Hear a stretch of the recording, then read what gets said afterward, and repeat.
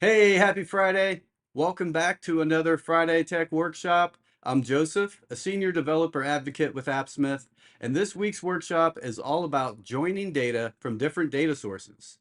Now, Appsmith can connect to virtually any API or database, making it the perfect solution to build a 360 view of your data. However, merging that data together can often be complicated by different primary keys, different names for the same field in each system, or different formats for that data, where one of them is a number and one is a string in the other field. So we're going to look at three different ways to merge data from SQL and API data sources, as well as look at which one is most performant so that you can build apps that merge data from all of your different sources in a way that's performant and scalable. So let's get started. We'll check out the first example using SQL and merging two tables, and then we'll move on to APIs and how to merge data with JavaScript. All right, let's check it out.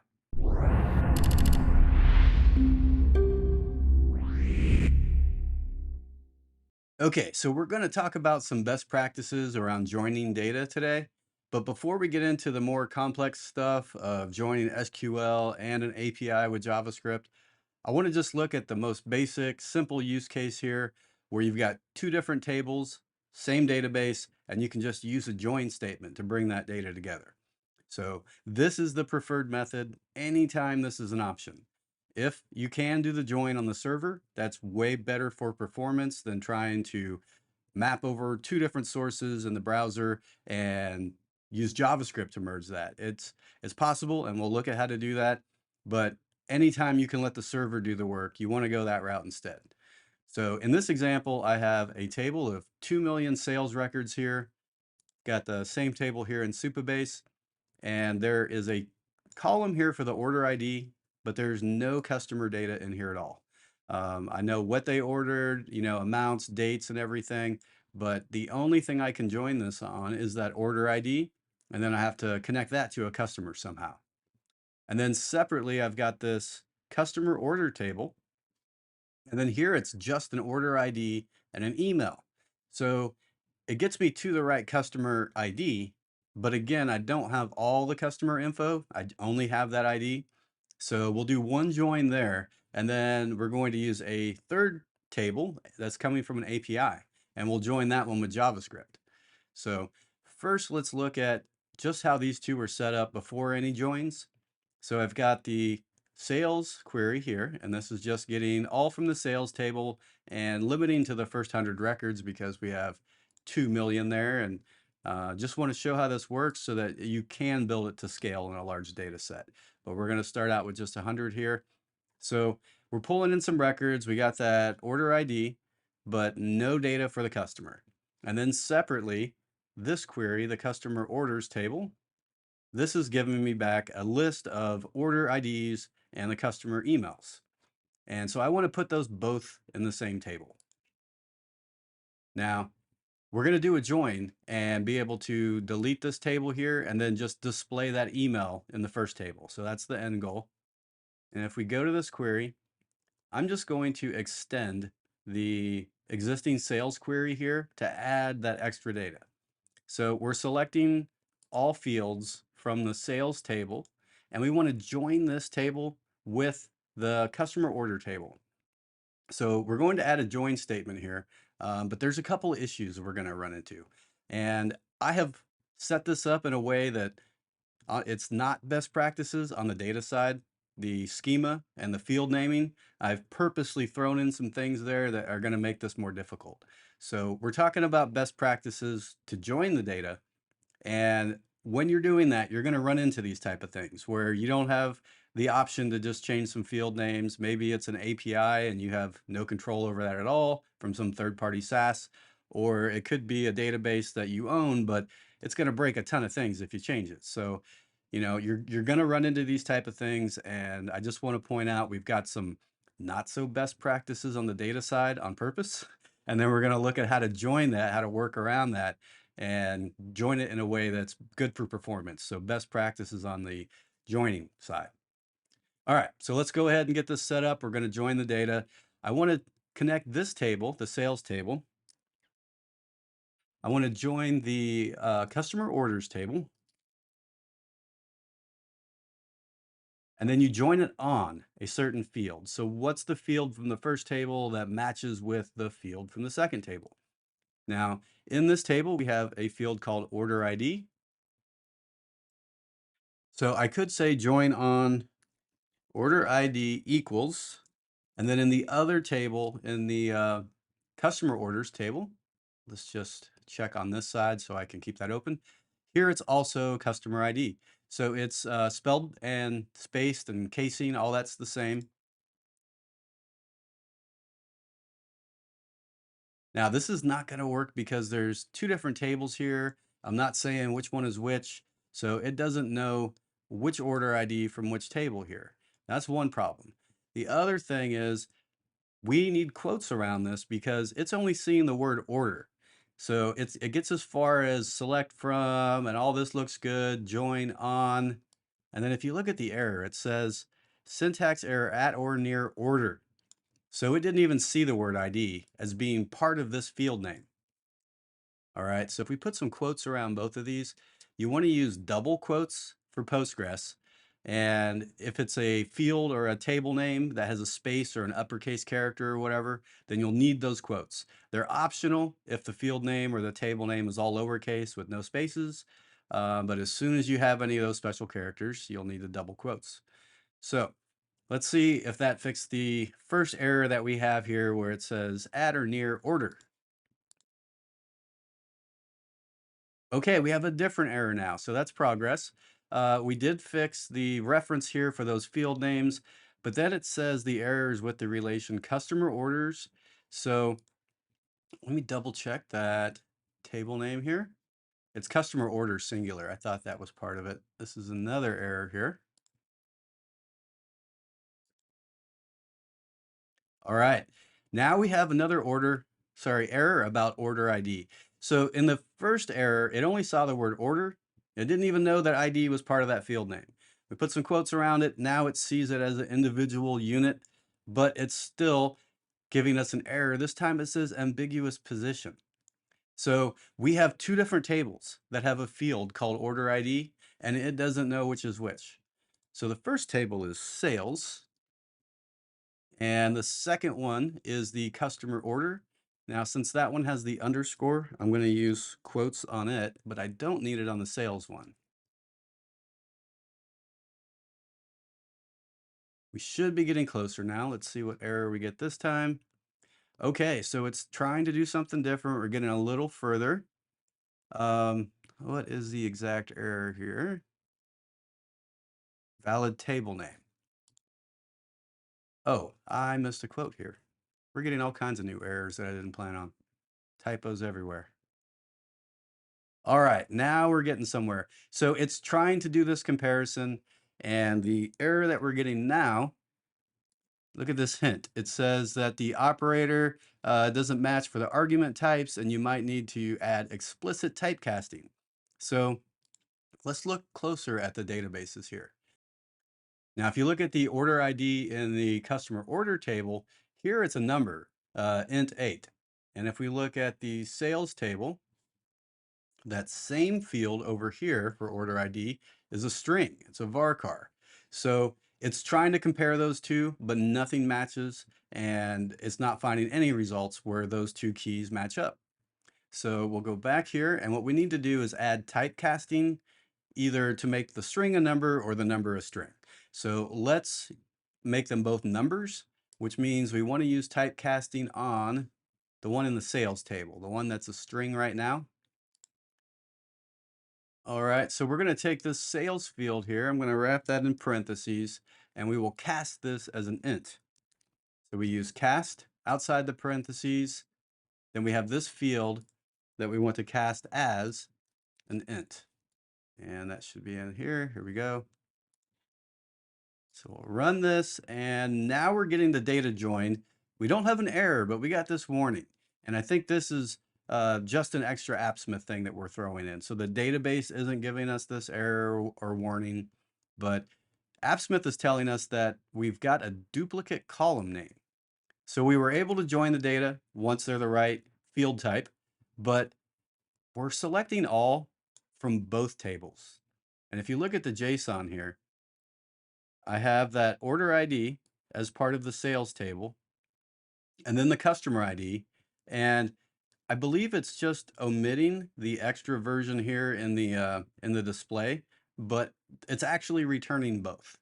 So it's not going to show me the extra version because it's hiding that one just to pick one or the other so that the UI knows which field you're talking about. But honestly, like you really don't want to rely on that and let Appsmith just pick one of those duplicates and remove it. You want to get rid of it in the query itself. So we need a way to select all fields from one table, but then only get the field that we want from the other table. And since the sales table has most of the fields, I'm going to get everything from that table. So we can add the table name first. We want to select all from sales. But then when it gets to the other table, to the customer order, I only want to get the order ID.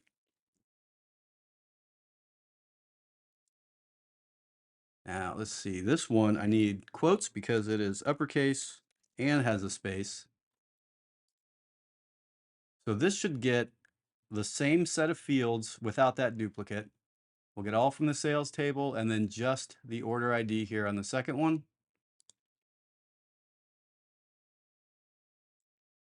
Okay, it is still giving me that error. Let's try this one more time. Oh wait, we don't want the order ID as the second field here. I only want the customer ID.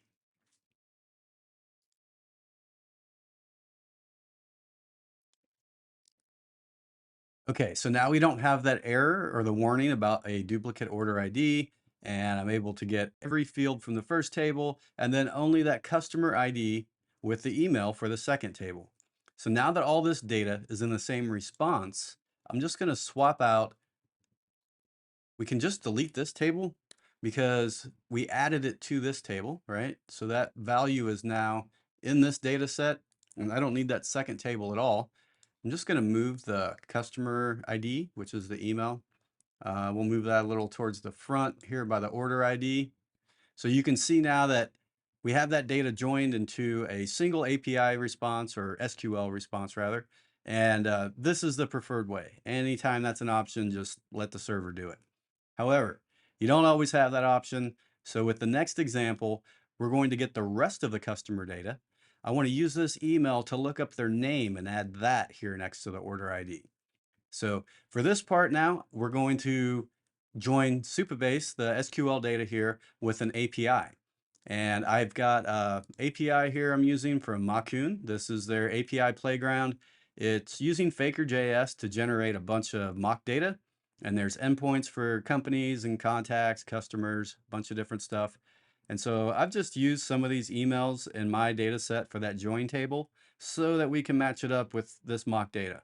Now, in your case, this could be any other API. It could be from Jira or Zendesk or HubSpot or whatever you're trying to join data from. So the same approach will work. I'm just using this mock data set to go with my mock sales data here. So let's check out the data coming back from the API.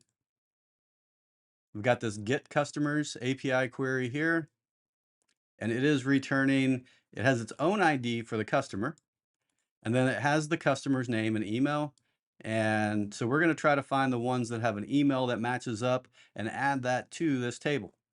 All right, now in this case, we're just going to run the API and get all the customers.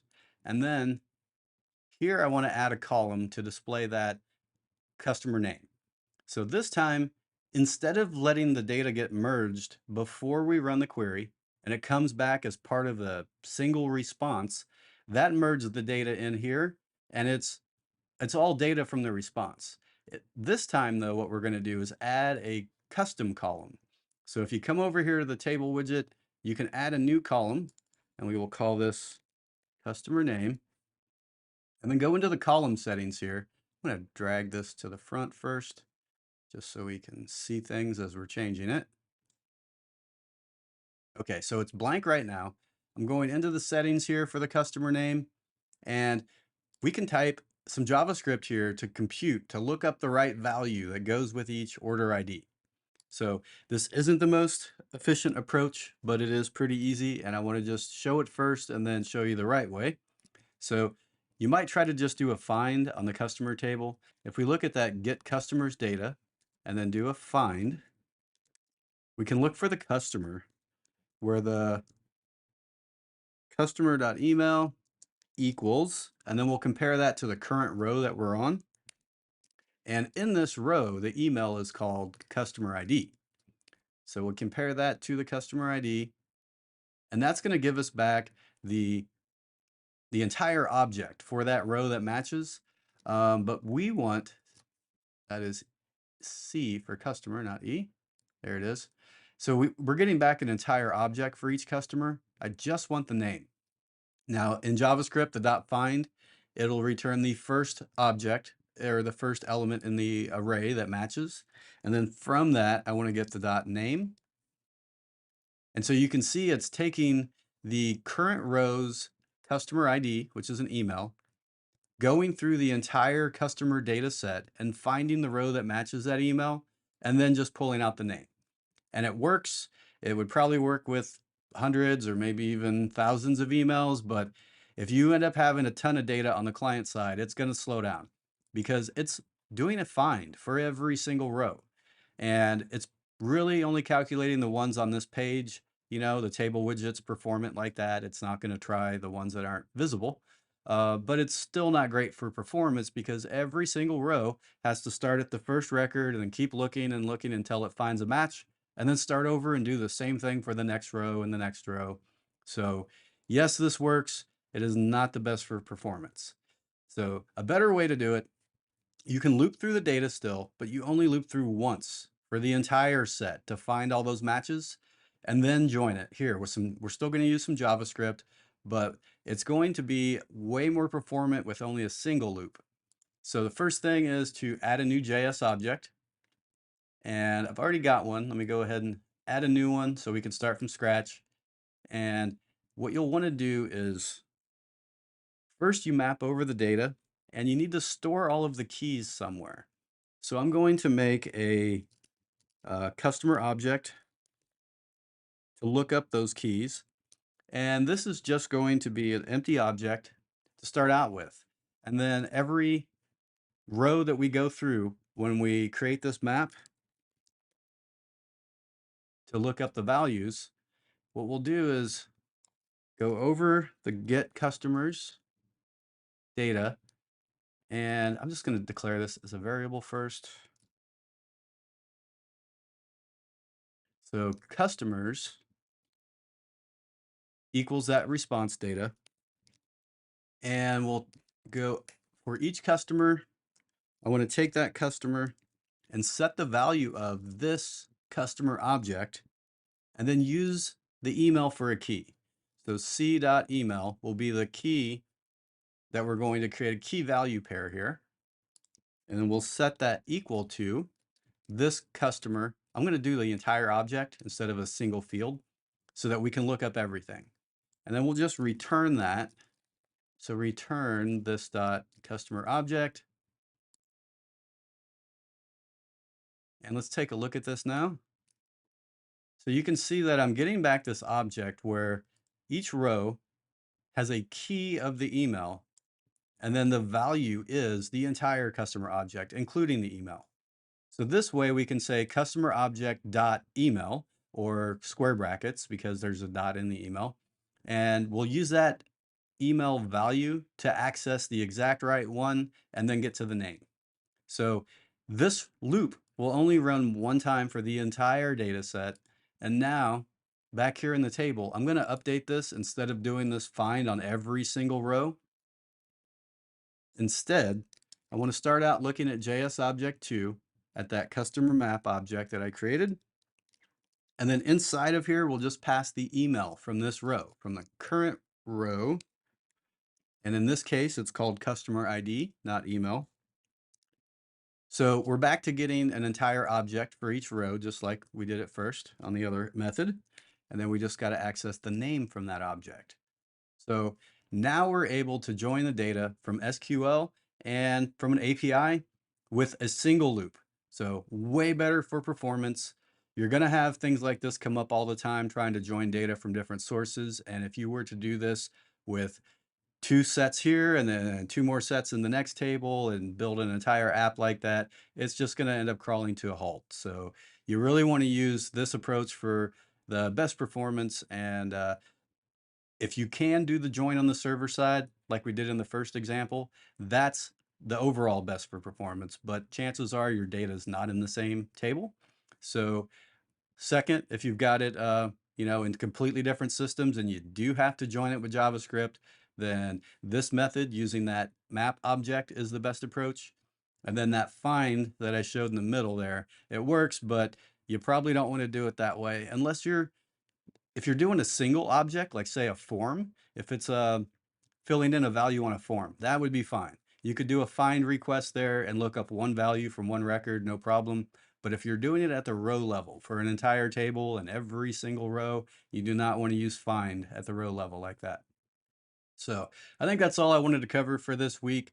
We went over 3 different ways to join the data and which one's most performant.